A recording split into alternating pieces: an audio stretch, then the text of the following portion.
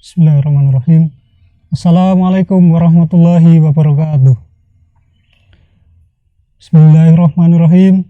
Nahmaduhu wa nasta'inuhu wa nastaghfiruh. Wa na'udzu billahi min syururi anfusina wa min sayyiati a'malina. May yahdihillahu fala mudhillalah wa may yudlil fala hadiyalah. Asyhadu alla ilaha illallah wa asyhadu anna Muhammadan abduhu wa rasuluh. Wallahu ta'ala fil Qur'anil Karim. A'udzu billahi minasyaitonir rajim. Rabbi shrah li sadri wa yassir li amri wahlul 'uqdatam min lisani yafqahu qawli. Anak-anakku siswa-siswi SMK Negeri 1 Pojong yang dirahmati oleh Allah. Allah SWT masih memberikan nikmat yang sangat banyak bagi kita semua.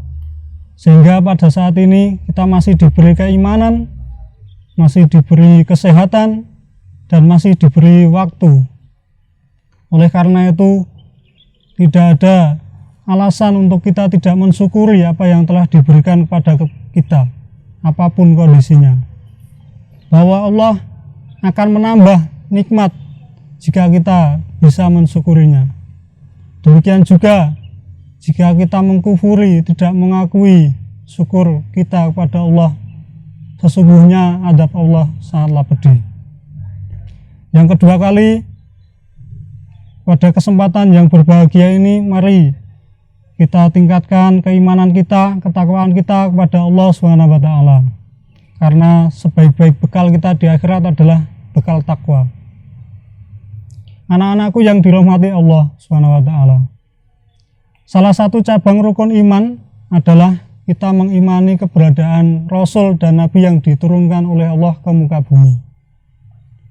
Berdasarkan literatur, ada banyak Nabi dan Rasul yang diturunkan oleh Allah. Tercatat sekitar ada 313 atau 315 Nabi dan Rasul yang telah diturunkan oleh Allah sesuai dengan zamannya dan sesuai dengan kaumnya masing-masing.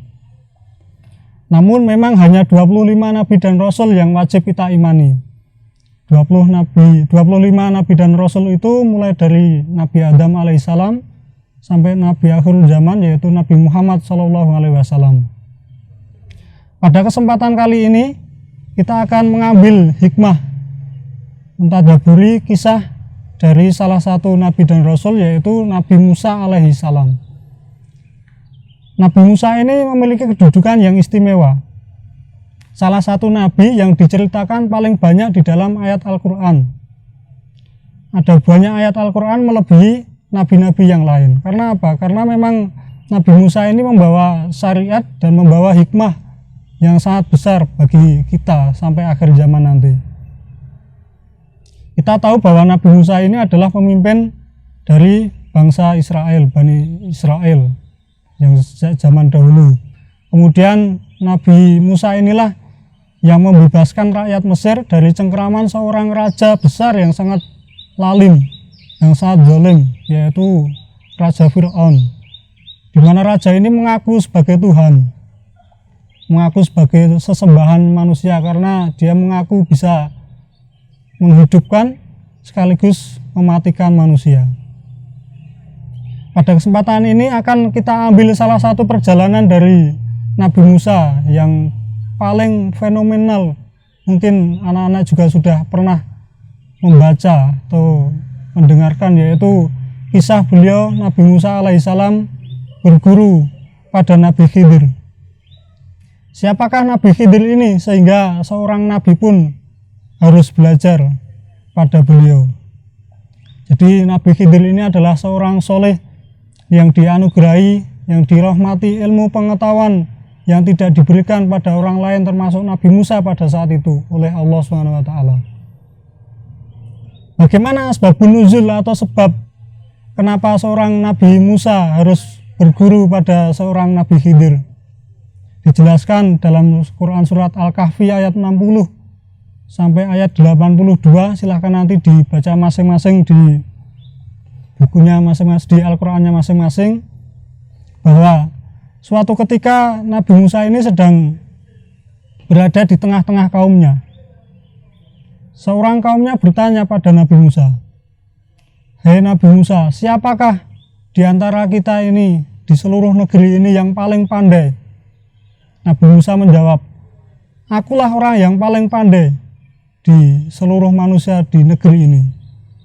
Kemudian seorang ini bertanya pula, adakah yang lebih pandai, yang lebih cerdas, yang lebih alim daripada engkau, wahai Nabi Musa?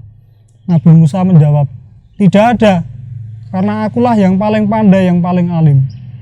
Itu disebutkan dalam sebuah riwayat. Ternyata Allah tidak meridhoi percakapan Nabi Musa ini.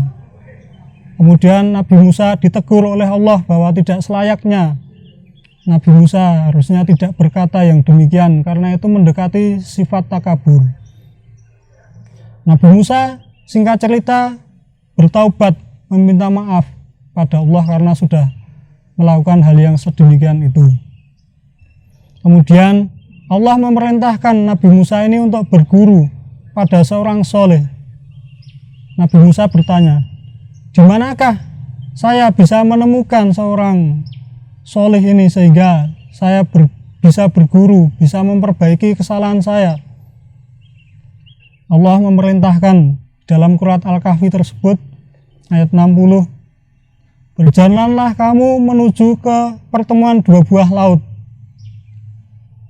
Kemudian bawalah sebuah wadah yang berisi air.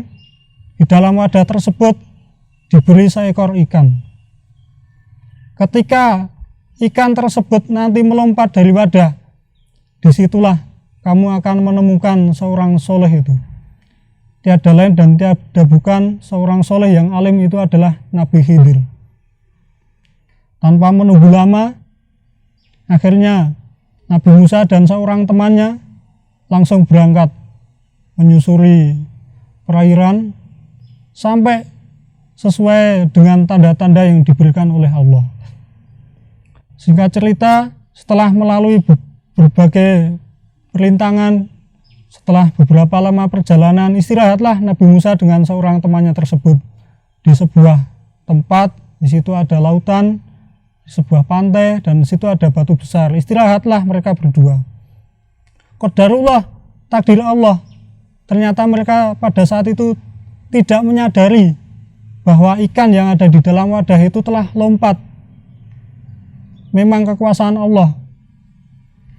Dan mereka tidak menyadari, Nabi Musa tidak tahu dan tidak menyadari. Setelah beberapa lama istirahat, Nabi Musa melanjutkan perjalanan.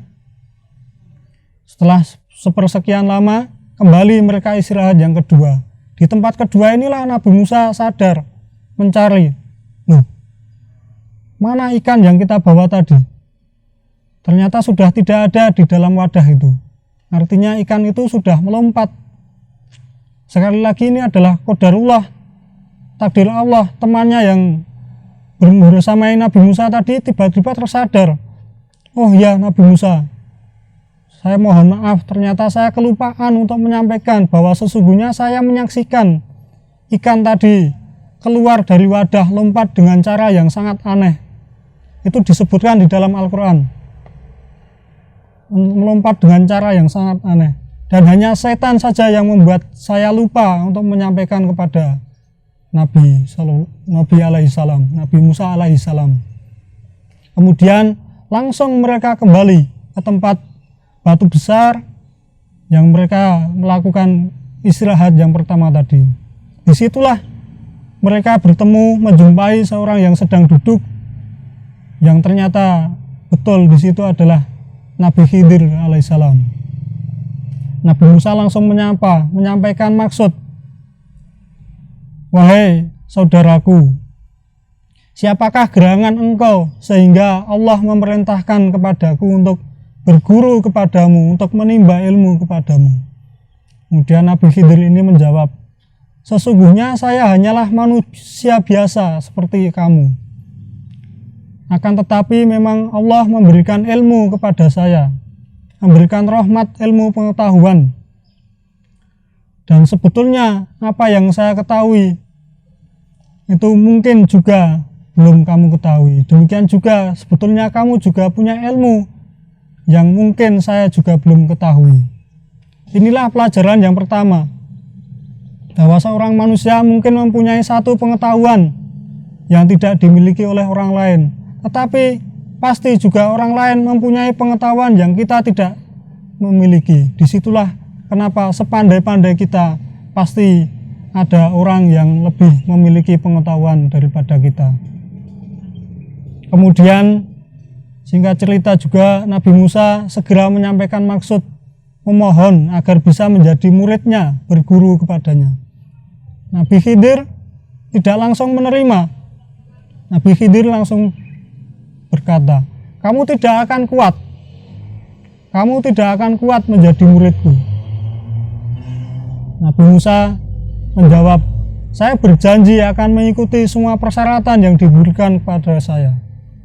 Kemudian akhirnya karena dipaksa, Nabi Khidir ini menerima dengan syarat Nabi Musa tidak boleh menanyakan, tidak boleh membangkang, tidak boleh menghasut dan lain sebagainya terhadap apapun yang dilakukan oleh Nabi Khidir. Nabi Musa hanya diperintahkan untuk mengikuti apa yang dilakukan oleh Nabi Khidir.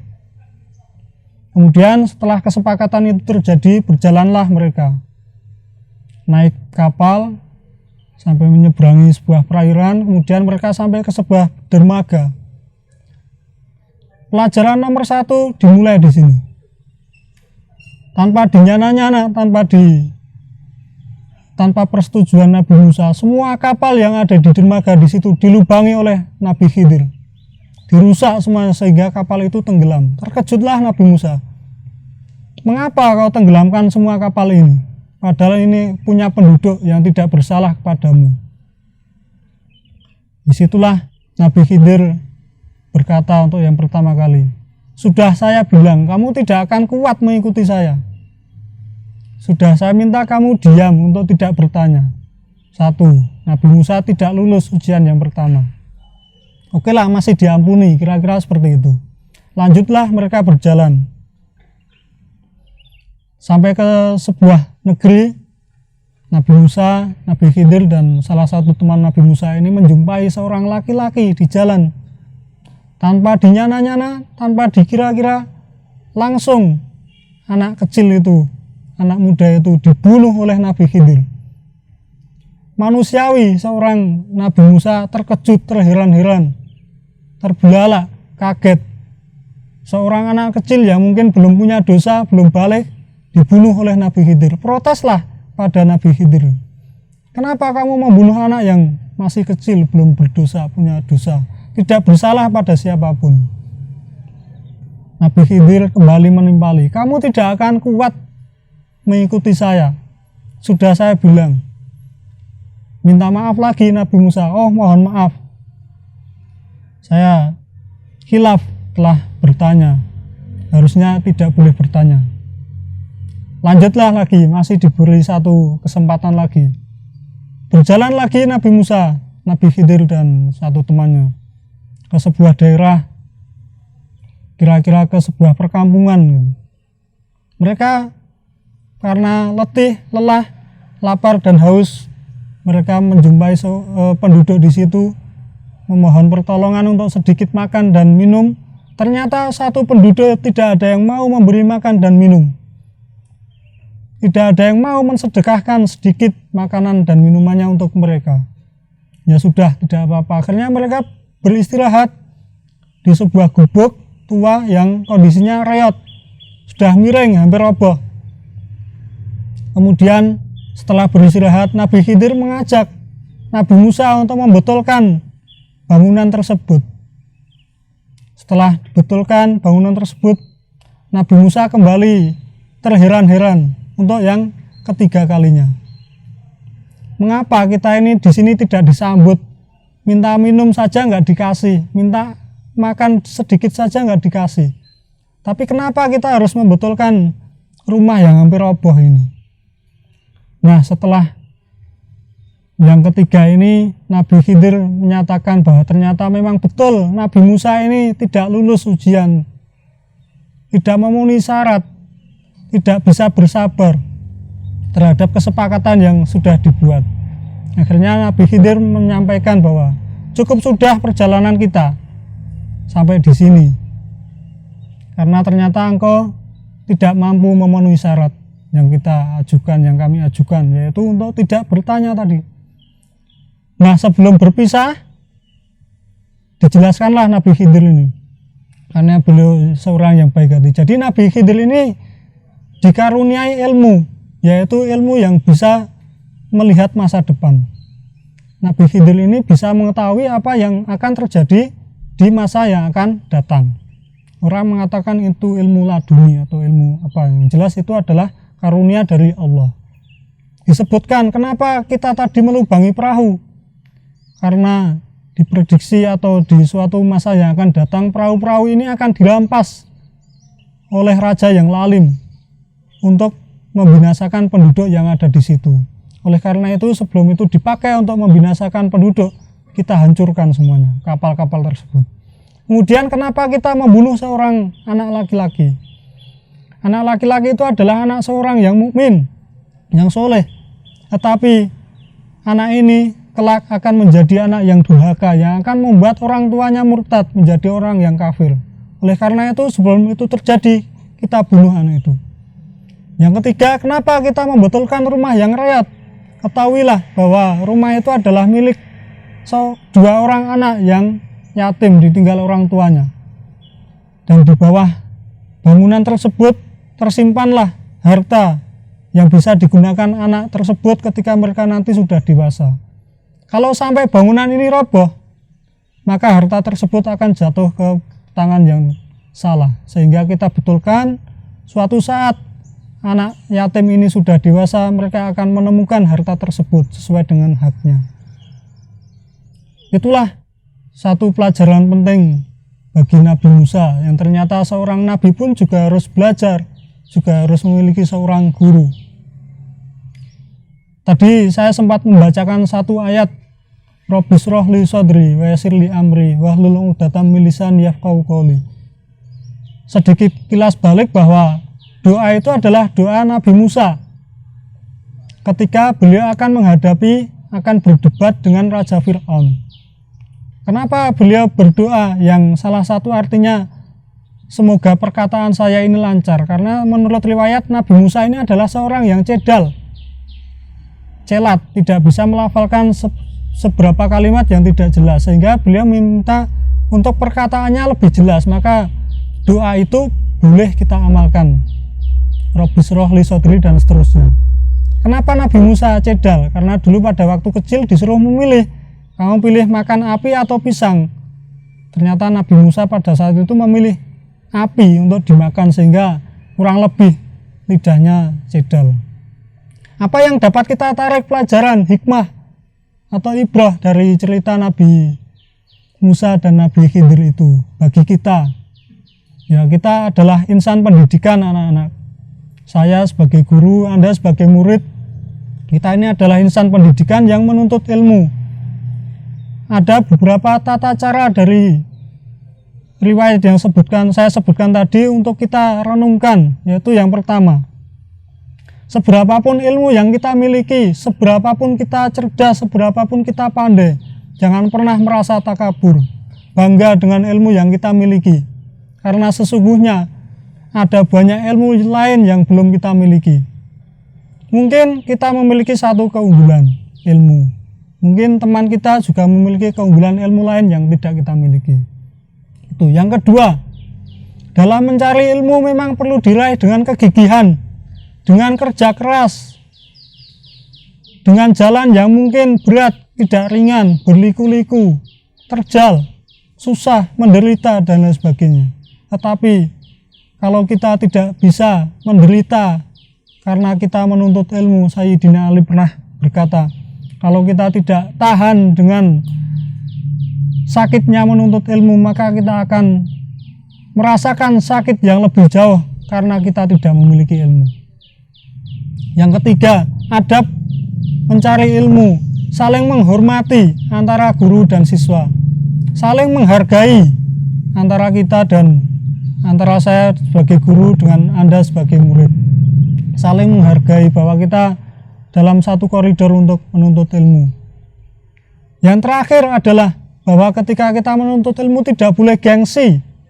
Nabi Musa, Nabi Rasul, diberi kitab Taurat, mengalahkan Raja Fir'aun, diberi mukjizat berupa tangan yang bisa berubah menjadi, yang memunculkan cahaya, kemudian dari tali bisa menjadi ular yang memakan ular-ularnya para penyihir Raja Fir'aun, mau belajar pada orang lain, seorang nabi, seorang rasul. Apalagi kita manusia yang lemah, tidak diberi mukjizat apapun. Kita tidak boleh gengsi, tidak boleh malu dalam menuntut ilmu.